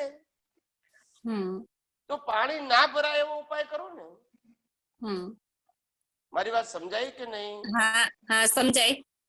પણ એવું થાય કે ઘરમાં એટલી બધી જગ્યા એવી રીતે હોય કે એની અંદર થી તો ક્યાંક ને ક્યાંક થી તો એવા જીવજંતુ હોય કે નીકળે. આપણે ઘણો પ્રયત્ન કરીએ છતાંય આવું થઈ જાય, ત્યારે આપણે કુદરતી રચના તરીકે બધું જોવું કે શું કરવું એમ. કુદરતી રચના તો છે, પણ બને ત્યાં સુધી આપણે બધા ભાગો આપણા ઘરના જે બધા કબાટ કે જે કે વોટ એવર જે વસ્તુ હોય એને વારંવાર સાફ રાખવા. એની અંદર પેલી દવા આવે છે, દવા મૂકવી જેથી જીવ જંતુ ઉત્પન્ન ના થાય. એવી દવા મૂકવી, પછી સાફ કરીને કોઈક વાર વર્ષે 2 વર્ષે એકાદ વખત 6 મહિને સ્પ્રે મરાવી દઈએ કે જેથી જીવાત ઉત્પન્ન ના થાય વાસ્તી. આવા બધા પ્રયત્નો કરીએ કે જીવાત ઉત્પન્ન ના થાય ને મારવી ના પડે એવા પ્રયત્ન કરવાના. ઉત્પન્ન થાય ને મારું, ઉત્પન્ન થાય ને મારું એ તમારી ભૂલ કહેવાય. હા, એ ભૂલ કહેવાય. અંદરથી ઘણો દુઃખ થાય હોત, એટલે આમ પસ્તાવો થાય કે આપણા ભાગે કેવી રીતે આવું ના ઘટે.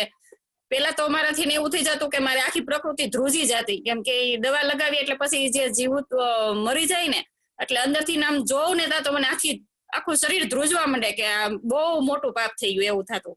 ના, આટલું ધ્યાન રાખવાનું. એટલે શું થાય કે આ તો તમારાથી થઈ શકે તો ઉપાય કરવાનો, અને નહીં તો લક્ષ્ય રાખવાનું કે બધી જ વસ્તુ એપ્લિકેબલ હોય કે પોસિબલ એવું ના બને. જેટલું પોસિબલ હોય એટલું આપણા નિમિત્તે જીવો ઉત્પન્ન થાય ને મારવા પડે એવું ના કરવું પડે એવા કોઈ પણ પ્રકારના પ્રયત્ન કરી છૂટવા. મારું ઉત્પન્ન થાય ને મારું, ઉત્પન્ન થાય ને મારું એવું નહીં, ઉત્પન્ન ના થાય એવા પ્રયત્ન કરી છૂટવા. ચોક્કસ. આજે દાખલો આપું, લાકડાના પલંગની અંદર માંકડ થતા હોય છે. હવે તમે વર્ષમાં 2 મહિને 3 મહિને આપણું જે કેરોસીન આવે છે એ કેરોસીનમાં દવા નાખી દો અને દવા બધે લગાવી દો તો માંકડ ના થાય. હવે ના થાય તો તમારે મારવાય ના પડે. બરાબર. અને ઉપાય કહેવાય. શું કહેવાય? ઉપાય. હવે તમે ઉપાય કરતા નથી, પછી માંકડ થાય મારો છો, માંકડ થાય મારો છો. હવે મારી વાત સમજાય કે ના સમજાય? સમજાય. પણ એમાં એવું છે કે જયારે હોય અને જયારે ન હોય ત્યારે આપણે દવા લગાવી દઈએ, પણ હોય ત્યારે કેવી રીતે લગાડવી એમ. એટલે જ કીધું કે હોય ત્યારે એને બહાર કાઢી નાખવા પછી દવા લગાડે કે ના લગાડાય. આપણે પેલા વ્યવસ્થિત સાફ કરી અને તાપમાં મૂકી દઈએ, પછી શાંતિથી દવા લગાવી અને તાપમાં મૂકી દઈએ, પછી ઘરમાં લઈને મૂકીએ એટલે પછી થાય નહીં. પછી આવું વર્ષમાં 2 વખત કે 3 વખત જેવું અનુકૂળતા હોય પ્રમાણે કરવું. ટૂંકમાં ઉપાય એવા કરવા કે ઉત્પન્ન ના થાય. આપણે શું ના કરવા? કેવા ઉપાય કરવા? ઉત્પન્ન ના થાય એવા. એટલે આટલી સભાનતા રાખવી આપણે. ઓકે. જય સચ્ચિદાનંદ. કોઈને પ્રશ્ન નરેશભાઈ. સુરત થી નરેશભાઈ સ્વામીજી. જય સચ્ચિદાનંદ. બોલો. કોટી વંદન. જી પ્રભુ. બોલો. અરે સ્વામીજી, અમે તો ખેડૂત છીએ, બરાબર? તો કેટલા જીવ જંતુ મારવા માટે નિમિત્ત બનતા હોય, એના માટેનું જરા સમજાવું છું. તમારે તો એ જ કરવાનું કે હે અંતર્યામી પરમાત્મા, અમારે ખેતી કરવાના સંજોગો આયા છે, પણ આવું કામ મારે ના કરવું પડે એવા સંજોગો મને પ્રાપ્ત થાઓ. આવી ભાવના કરવાની. ખેતીમાં તો તમારે દવા નાખવી જ પડે, નહીંતર પાક ખરાબ થઈ જાય. કોઈ ઓપ્શન જ નથી. ના, હું સમજી ગયો. પણ હવે તો શું થાય? હવે પ્રાર્થના કરવાની કે ભાઈ આવો સંજોગ મને પ્રાપ્ત ના થાવ. બીજું શું થાય આપણાથી? જ્યાં આપણી પાસે કોઈ ઓપ્શન ના હોય તો પછી શું થાય? આપણે ભાવ બદલી શકીએ, ક્રિયા ના બદલી શકીએ. અને સ્વામીજી, બીજો એક પ્રશ્ન છે. આપણે એવું આગળ ગઈકાલે કે પરમ દિવસે એવા સૂઝ એટલે કે જે બુદ્ધિ, ખોટા સૂઝ થી એમ કે આપણે આગળ વધીએ કે આત્માને પ્રાપ્ત કરવા માટે એમ. તો આત્માને ને બુદ્ધિને તો કઈ લેવા દેવા નથી ને, કારણ કે જે બુદ્ધિ પૂરી થાય છે, તમારું પણ ભાવના જયારે ઉત્પન્ન થાય ત્યાંથી તો આત્માનો આપણે નજીક આવીએ કેવા પ્રસંગો ઉભા થતા હોય છે. તો પ્રશ્ન શું છે? હા, એટલે મારું એવું જ કહેવાનું હતું કે બહુ વધારે પડતી બુદ્ધિ ચલાવવાથી તે આપણને એવું મળી જાય એવું નથી ને, એમ મારું એવું પૂછવાનું હતું તમને. એમ બુદ્ધિ ચલાવવાથી મળતું નથી. બુદ્ધિ તો પરિણામ વાળી છે, અને જેવું પરિણામ લાયા હશો એવી જ બુદ્ધિ બહાર કામ કરવાની છે. બરાબર છે. ઓછી વધતી નથી કરવાની, પણ હવે એ બુદ્ધિને પુરુષાર્થ વાળા ભાગમાં સમ્યક કરવાની છે. સમજાયું? હા, સમજાયું. જય સચિદાનંદ. પરિણામ વાળા ભાગમાં નહીં, પુરુષાર્થ વાળા ભાગ. પુરુષાર્થ વાળો ભાગ. પુરુષાર્થ વાળો પ્રતિષ્ઠિત આત્મા, લાઈવ પ્રતિષ્ઠિત આત્મા. પરિણામ વાળો ભાગ એટલે મન વચન કાય હાથે જોડાય છે તે ડિસ્ચાર્જ પ્રતિષ્ઠિત આત્મા. જય સચિદાનંદ. ઓકે, જય સચિદાનંદ. બસ હવે પદ મૂકી દો.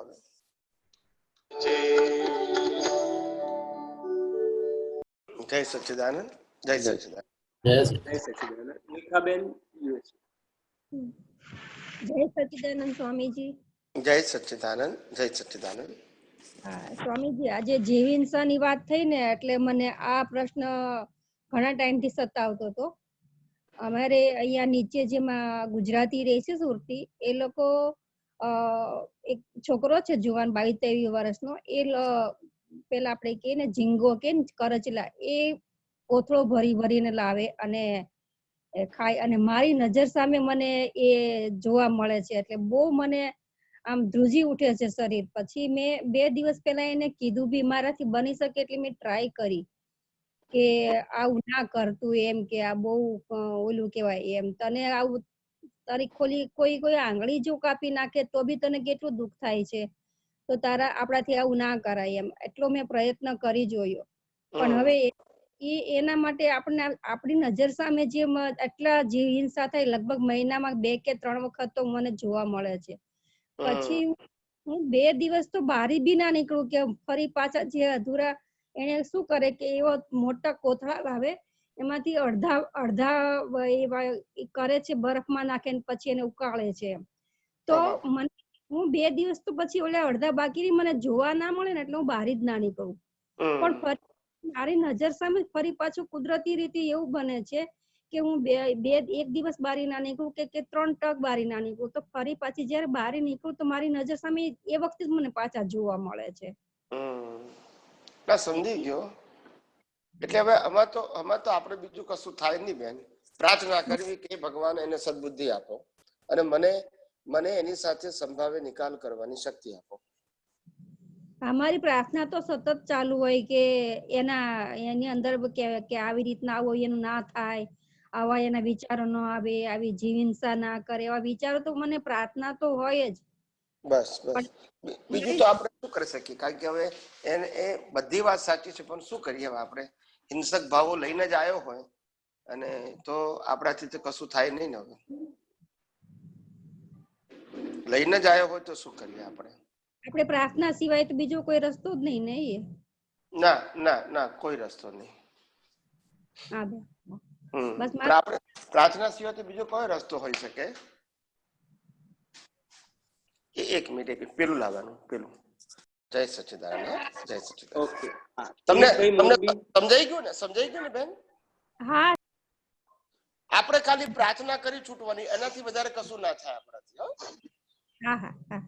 એટલે આપણે પ્રાર્થનામાં આટલું જ કે હે અંતર્યામી પરમાત્મા, એને સદબુદ્ધિ આપો અને મને એની સાથે સંભાવે નિકાલ કરવાની શક્તિ આપો, એટલે મને એના માટે રાગ દ્વેષ ના થાય અને એને સદબુદ્ધિ મળે. ઓકે, જય સચિદાનંદ. કિરીટભાઈ મોરબી. જય સચિદાનંદ. જય સચિદાનંદ. થોડીક શક્તિ આપજો સ્વામી. પહેલી વાર પ્રશ્ન પૂછ્યો છું, રાજપાન ધ્રુજ્યા હૃદયના ધબકારા વધી ગયું એવું થાય છે. બરાબર. પ્રશ્ન એવો હતો કે તમે જે હમણાં દાખલો દીધો ને માકડ મારવાનો, એનું કારણ નાશ કરવાનો, તો એના ઉપરથી વિજ્ઞાન ગોઠવામાં એકદમ અજોડ દાખલો થઈ જાય. જો આજ વસ્તુ આપણે વિજ્ઞાન ગોઠવવાનું શુદ્ધાત્મા છું અને કુદરતી કાનૂની ગોઠવવામાં એક દાખલો બધા કાર્ય આમાં કારણ નાશ થઈ જાય આનાથી. બરાબર એવું સમજાણું. બરાબર છે. બીજો કોઈ પ્રશ્ન પૂછવો છે? બીજો પ્રશ્ન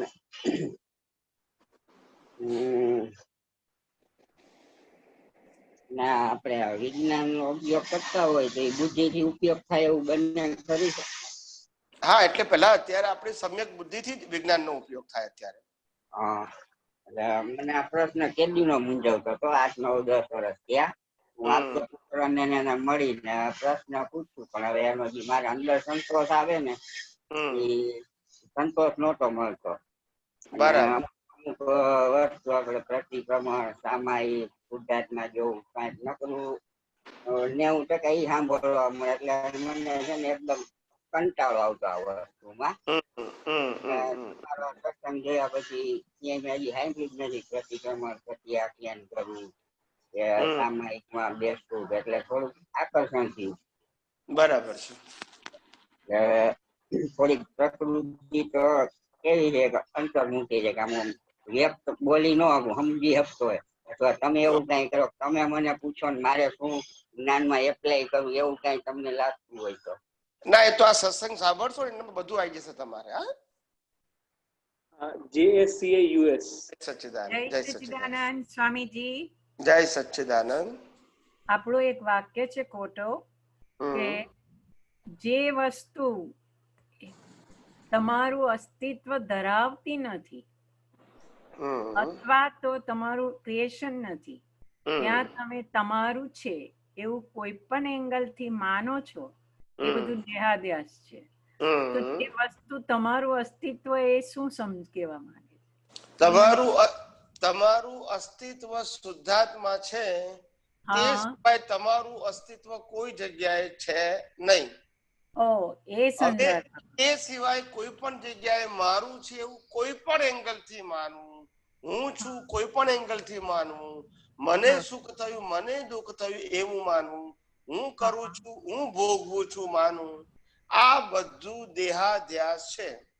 ઓકે ઓકે, ખ્યાલ આવ્યો. બીજો પ્રશ્ન એ છે કે ક્યાં જતો જ્ઞાન વિધિમાં આપણે સમર્પણ કરીએ છીએ ભાવ કર્મ, દ્રવ્ય કર્મ, નો કર્મ. હવે દ્રવ્ય કર્મ તો એવું છે ને કે ગયા અવતારનું જે આપણે કોઝિસ નાખેલા એનું પેકેજ બરાબર એ આ અવતારમાં આપણે ઉકલે છે નો કર્મ રૂપે, રાઈટ? પણ જે ભાવ કર્મ જે સમર્પણ કરીએ છીએ આપણે, કયા ભાવ સમર્પણ કરાવે છે? એટલે એ જે ભાવ સમર્પણ કરાવે છે એ જ્ઞાની પુરુષ શું કહેવા માંગે છે કે અત્યાર સુધી અજ્ઞાનતાએ કરીને થયેલા બધા ભાવ આવી ગયા અંદર. અજ્ઞાનતાએ કરીને આ અવતારમાં જન્મ્યા પછી 45 વર્ષે કે 50 વર્ષે જ્ઞાની પુરુષ મળ્યા તો 50 તમે ભાવ કરેલા કે નહીં? નવા કરેલા હોય ને તો પછી એ ભાવ કર્મ થયા કે ના થયા?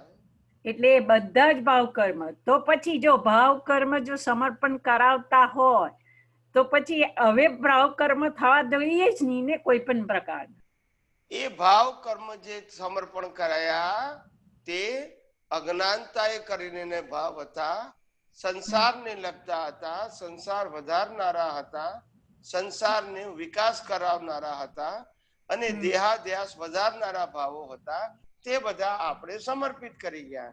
હવે મોક્ષ માર્ગ માટે લાયક અને સહાયક ભાવો આપણે કરવાના રહ્યા જ્ઞાન દ્રષ્ટિ પછી. નહીં તો મને એમ થયું કે આ ભાવ કર્મ સમર્પણ થઈ ગયા, હવે ભાવ થવો જ નહીં જોઈએ એમ. ભાવ કર્મ સમર્પિત થઈ ગયા છે, પ્રતિષ્ઠિત આત્મા સમર્પિત નથી થઈ ગયો.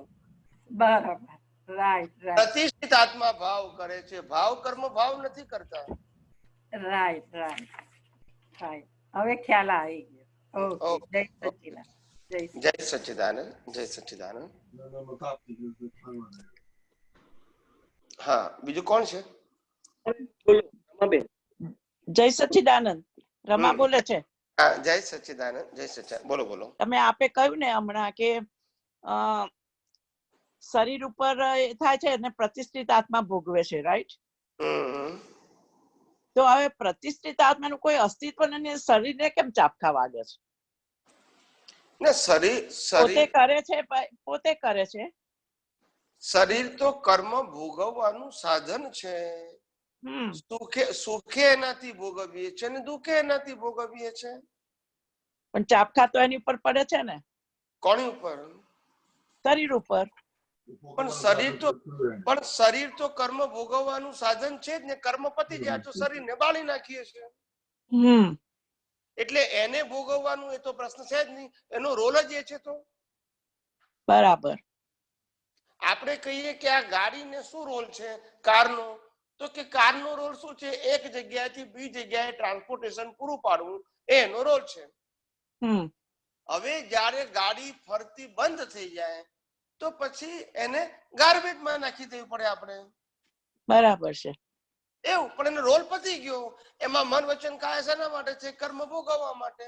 પુણ્ય એ ભોગવે, પાપે એના થ્રુ ભોગવે. એ ના હોય તો પુણ્ય ના ભોગવાય, પાપે ના ભોગવાય. એટલે કર્મ ભોગવવાનું સાધન તો આ શરીર છે જ. પણ શરીર જે ભોગવે છે તે હું ભોગવું છું તે અજ્ઞાન છે. તે પ્રતિષ્ઠિત આત્મા ભોગવે. હા, એટલે શરીર જે ભોગવે છે તે પ્રતિષ્ઠિત આત્મા ડિસ્ચાર્જ ભોગવે છે. ડિસ્ચાર્જ પ્રતિષ્ઠિત આત્મા એટલે ગયા અવતારનો ચાર્જ આ અવતારમાં ડિસ્ચાર્જ એ ભોગવે છે. બરાબર. પણ નવો ચાર્જ પ્રતિષ્ઠિત આત્મા અત્યારે ભોગવવો જોઈએ નહીં એવો પુરુષાર્થ આપણો હોવો જોઈએ. બરાબર છે. બરાબર. Right right right. પણ આ પ્રતિષ્ઠિત આત્મા જે ચાર્જ કરતો હોય કેટલો બધો સ્ટ્રોંગ છે. તો કેવા કર્મ બાંધે છે કે એનું પરિણામ કેવું આવે છે કમલેશ આનંદજી? એટલે કઉ છું ને કે જેવા ગુણાકાર ભાગાકાર કર્યા હોય એવા ગુણાકાર ભાગાકાર રિઝલ્ટ રૂપે આવે. એમાં તો શું થાય? રાજાનો રોલ બાંધી આવે તો રાજાના કર્મ આવે, પટાવાળાનો રોલ બાંધી આવે તો પટાવાળા ના આવે. જેવા જેવા કર્મ વીટ્યા હશે તેવા તેવા ઉકલશે. પણ આપણે હવે વીટેલું ઉકલે છે એમાં ઊંડા ઉતરવું નથી. કારણ કે એ પ્રકૃતિનો સ્વભાવ છે. એ મારો સ્વભાવ નથી અને મારો ભોગવટો પણ નથી. ના, એ તો કુદરતમાં ગયું. એ તો બહુ ખ્યાલ આવી જ ગયો છે એનો. Right right. ઓકે. જય સચ્ચિદાનંદ. જય સચ્ચિદાનંદ. જય સચ્ચિદાનંદ. જય સચ્ચિદાનંદ. જય સચ્ચિદાનંદ. બોલો. આપણી અંદર સંવેદીપણું ના હોય ત્યાં જડતા હોય અને જડતા હોય. આપણી અંદર શું ના હોય? સંવેદીપણું ના હોય ત્યાં જડતા હોય. અને જડતા અને માનવતા વચ્ચે શું ફરક? ના, સંવેદી એટલે શું? મને સમજણ ના પડી હજુ. સંવેદના બીજા માનવો માટે સંવેદના પણ ના હોય ત્યાં જડતા હોય તો જડતા જ હોય. જડતા અને માનવતાની વચ્ચે સંબંધ ખરો? કશો જડતા અને માનવતાની વચ્ચે સંબંધ ખરો ને? જડતા હોય તો એને પછી એ માણસ, પછી માણસ માંથી ધીમે ધીમે પશુ થઈ જાય. પછી જડ માણસ પછી પશુ જેવો કહેવાય એને. એટલે શરૂઆત એની સંવેદના ના હોય ત્યાંથી થાય. હા, સંવેદના એટલે નો feeling for human to the another human. એક મનુષ્યને બીજા મનુષ્ય માટે કોઈ ફિલિંગ નથી તો એને જડ કહેવાય. બરાબર બરાબર. અને માણસ છે તો ફિલિંગ હોવી જોઈએ. માણસ ના હોય તો ફિલિંગ ના. માણસ તો ફિલિંગ હોવી જ જોઈએ ને. કશું ફિઝિકલ એ કરી શકે કે ના કરી શકે it is a secondary matter, પણ ફિલિંગ તો હોવી જોઈએ ને. અને આ પ્રકૃતિના ગુણમાં આપણા જ્ઞાનનો શું પ્રભાવ પડે? આ પ્રકૃતિના ગુણમાં આપણું જ્ઞાન જે છે એ કેવી રીતે એપ્લિકેબલ થાય? કહું જ્ઞાનમાં તો આ પ્રકૃતિની અંદર જો સંવેદના હશે તો એનામાં હ્યુમેનિટી છે એવું ફીલ થશે. બરાબર. સંવેદના જ નહીં હોય તો પછી હ્યુમેનિટી જ નથી એનામાં. બરાબર. એટલે એ માનવતાથી પછી નીચી ક્વોલિટીનો જીવ કહેવાય. માટે કીધું કે આપણામાં હ્યુમેનિટી તો હોવી જ જોઈએ, ભલે કશું ના કરી શકીએ. એટલે એટલા માટે હું કહું છું કે ભાઈ આપણને કોઈએ બાહ્ય રીતે હેલ્પ કરી શકીએ ના કરી શકીએ બની શકે પ્રત્યક્ષ રૂપે, પણ ભાવ કરવામાં શું વાંધો છે કે હે પરમાત્મા એને મોક્ષ માર્ગ માટે લાયક અને સહાયક સંજોગો પ્રાપ્ત થાવ, એની અજ્ઞાનતા દૂર પ્રાપ્ત થાય એવા સંજોગો પ્રાપ્ત થાય, એના દુઃખ દૂર થાય એવા એને સંજોગો પ્રાપ્ત થાવ. આવી ભાવના કરવી એને સંવેદના કહેવાય. શું કહેવાય? સંવેદના. અને આપણે એમ કહીએ કે ભાઈ આમાં મારે શું લેવા દેવા, તો એ તમે જડ થઈ ગયા કહેવાય. અચ્છા, મારે શું એ જે ભાવ આવે એ જડ.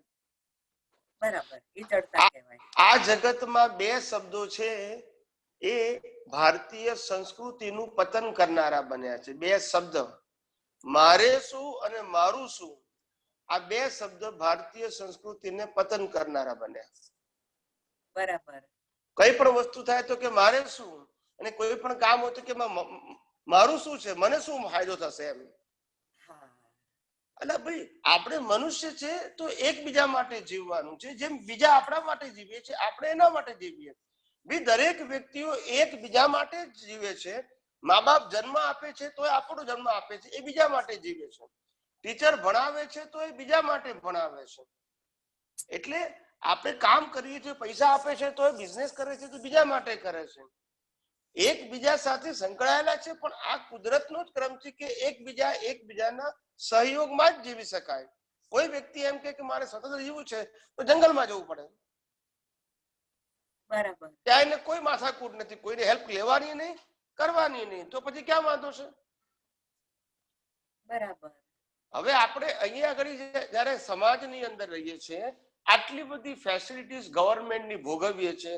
લાઇટ છે, ઇલેક્ટ્રિક છે, વોટર છે, સફાઈ છે, આ બધી મેન્ટેનન્સ છે, આ બધું જ આપણે સમાજમાંથી ભોગવીએ છીએ. ને સમાજના એક યા બીજી વ્યક્તિ એને ઓપરેટ કરે જ છે, ત્યારે આપણે ભોગવીએ છીએ. રાઈટ કે રોંગ? સાચી વાત છે. અચ્છા, મારે બેંકની અંદર પૈસા છે તો પણ એને કોઈ ઓપરેટ કરે છે તો હું એને મેનેજ કરી શકું છું. આ દુનિયાની અંદર જેટલી વસ્તુ ખાવા પીવાની કે બધી વસ્તુ જે મળે છે એને કોઈ સેલ કરે છે તો હું એને બાય કરી શકું છું. પછી કોઈ મને નોકરી કે કામ આપે છે કે મારું પ્રોફેશન છે તો મને પૈસા આવે છે. તો આ બધું એકબીજા માટે જ કરે છે ને. હવે તમે ડોક્ટર હોય પણ કોઈ પેશન્ટ જ ના આવે તો શું કરવાનું? બરાબર. એટલે પેશન્ટ અને ડોક્ટર બંનેના કો રિલેટેડ છે. પેશન્ટને તમારી સેવાની જરૂર છે અને તમારી પાસે પેશન્ટ પાસે પૈસાની જરૂર છે, પણ એકબીજાના આધારિત થાય ને. એમ કોઈ વ્યક્તિ એવો દુનિયામાં હોય કે એમ કે મારે કોઈની જરૂર નથી, એ કેવી રીતે જીવી શકે સમાજની અંદર? ના જીવી શકે. માટે સમાજની અંદર રહેવું તો હ્યુમેનિટી હોવી જોઈએ, એમ કહેવા માંગુ છું. બરાબર. પણ આ સંવેદનાનો જે પ્રકૃતિનો ગુણ છે એ જ્ઞાને કરીને ખીલે, પ્રકૃતિ ખીલે. એટલે જ્ઞાને કરીને ખીલવું એટલે શું છે કે આ સંવેદનાનો ગુણ છે. એ સંવેદના માંથી છેલ્લે તો આપણે સ્વ સંવેદનામાં જવાનું છે. પણ અત્યારે આપણે આ સંવેદના માનવતા પૂરતી રાખીએ અથવા જીવ દયા પૂરતી રાખીએ તો કમસે કમ આપણું જે બર્થ છે એ હ્યુમેનિટીમાં કન્ટિન્યુઅસ રહે. અધરવાઇઝ જો માનવતા ખલાસ થઈ જાય તો એનિમલમાં જવું પડે. બરાબર બરાબર. એ મારો કહેવાનો મતલબ એમ છે કે તમારામાં જો ફિલિંગ ખલાસ થઈ જાય તો તમે યુ ગો ડાઉન.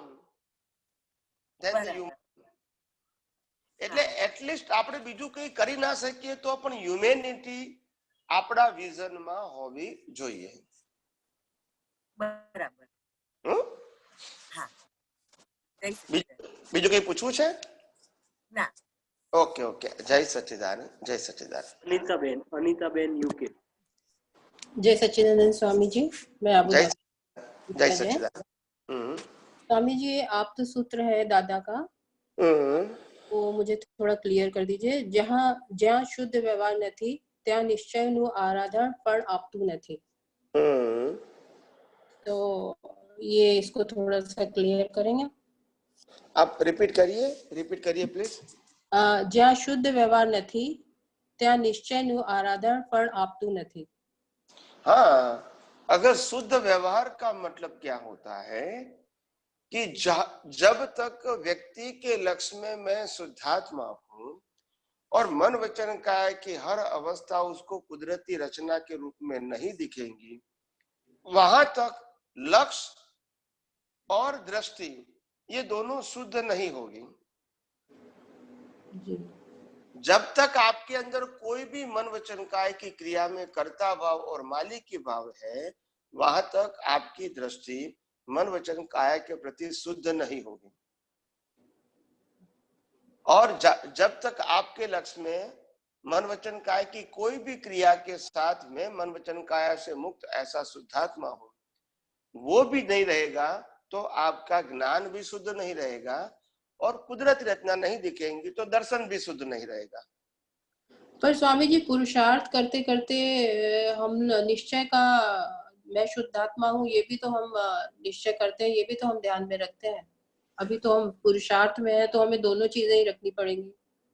हाँ, तो दोनों चीज नहीं रखोगे तो फिर क्या होगा कि मैं आत्मा हूँ ऐसा ज्ञान तो हिंदुस्तान के अंदर सभी हिंदुओं को है जी, फिर भी कर्म चार्ज करते हैं, डिस्चार्ज करते हैं।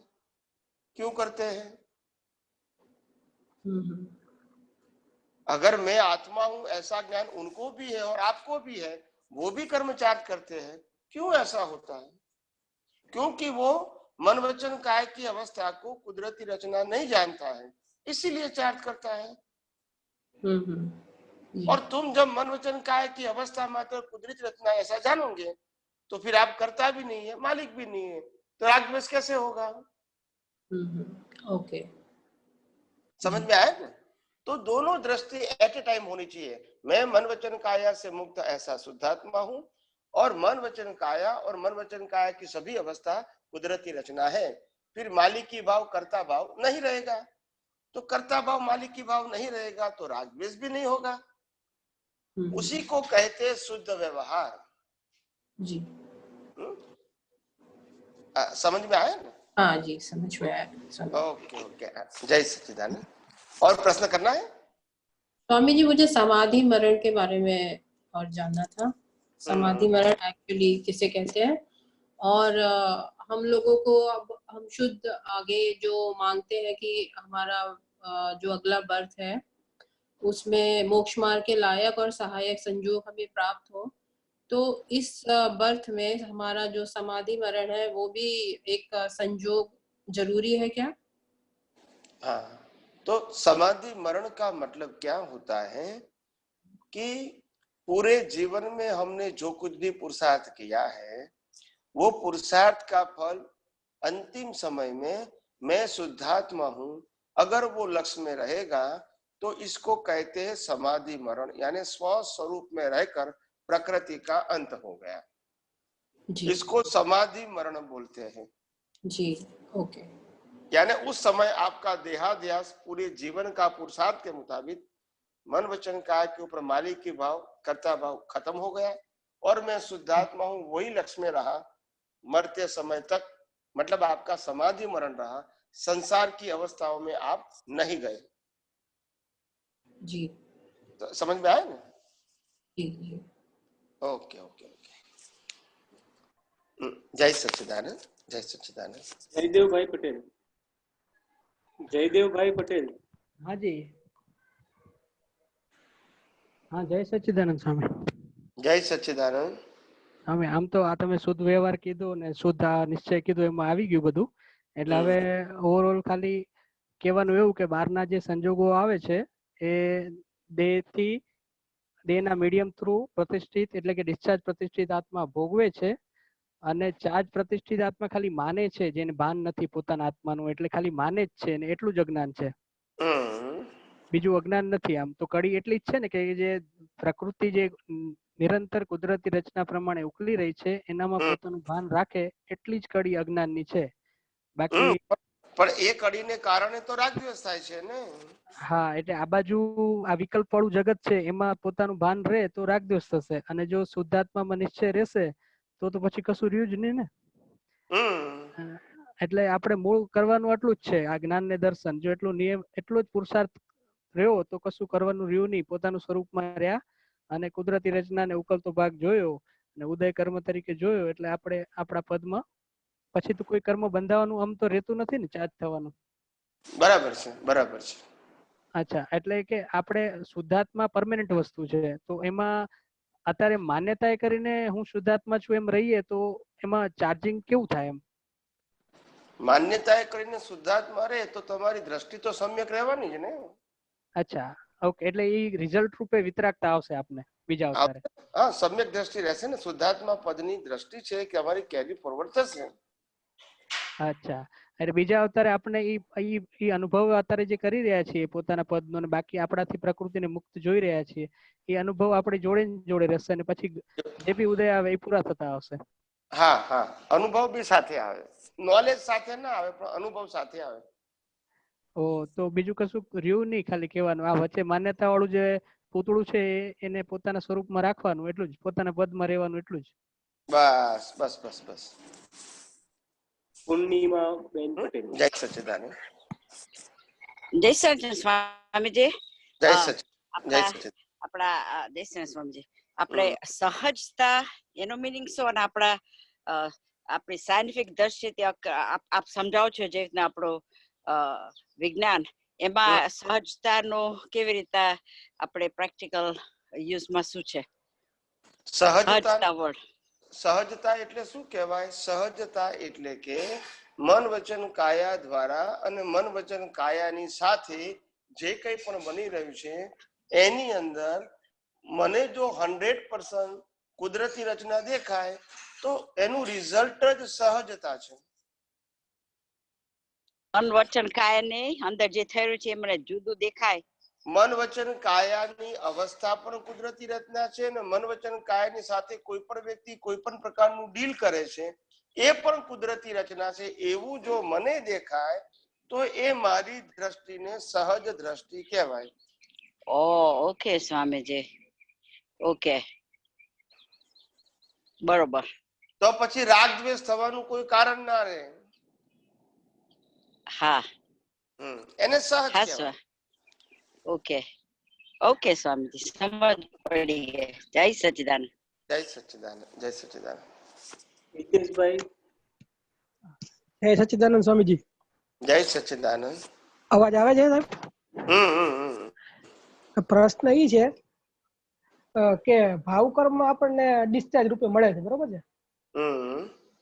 તો પછી જે સ્થૂળ કર્મો છે એ અત્યારે જ થાય છે ને અત્યારે જ પરિણામ આવી જાય છે, બરોબર ને? તો એ બે વચ્ચેનું કનેક્શન કેવી રીતે હોય? સ્થૂળ કર્મો તો ગયા અવતારના ભાવનું ફળ છે અને ભાવ કર્મ એ આ અવતારનું કર્મ, એનું ભોગવટો નેક્સ્ટ બર્થમાં આવે. એટલે જે ભાવ કર્મ કર્યા હોય એ સ્થૂળ થઈને આ વખતે આવે, નેક્સ્ટ બર્થમાં આવે. હા, નેક્સ્ટ બર્થમાં. એટલે આપણે એમાં સ્થૂળ ની બે ની અલગ અલગ ડેફિનેશન થઈ એટલે થોડું સમજવામાં ઓલું થાય. તમે ન કીધું નોકરી અત્યારે કરે તો એનો પગાર અટાણે જ આવે આજે. એ કર્મ ફળનું ફળ છે. એટલે આપણે શું કહીએ છીએ કે સ્થૂળ ક્રિયાનું ફળ અત્યારે મળે. નોકરી કરો, ધંધો કરો, લગ્ન કરો, પૈસાનો વ્યવહાર કરો, એનું રિઝલ્ટ આપણને અત્યારે મળે એને સ્થૂળ કર્મ કહેવાય. અને ભાવ કર્મ કરશો એનું ફળ નેક્સ્ટ બર્થમાં મળશે. સમજાયું કે નહીં? ભાવ કર્મ ને સ્થૂળ ક્રિયા સાથે કોઈ લેવા દેવા નથી. બરોબર. તો ભાવ કર્મ આવતા વખતે વ્યક્ત થવું હોય તો એને સ્થૂળતા તો જોઈ ને કઈ. એટલે આવતા અવતારમાં એ સ્થૂળ કર્મમાં તરીકે ભોગવટો અત્યારે ને અત્યારે તો ભાવ કર્મ બને છે.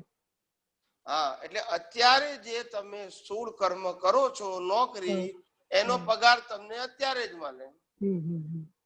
એ તો સમજી ગયો. એટલે સ્થૂળ નું ફળ અત્યારે મળે, ભાવ નું ફળ, સૂક્ષ્મ નું ફળ નેક્સ્ટ બર્થમાં મળે. આમાં પેરી ક્યાં છે? એટલે ગડબડ થોડી એ થાય છે કે આવતા વખતે જે અત્યારે ભાવ કર્યો છે એ આવતા વખતે સ્થૂળ કર્મ થઈને આવે ને પાછું.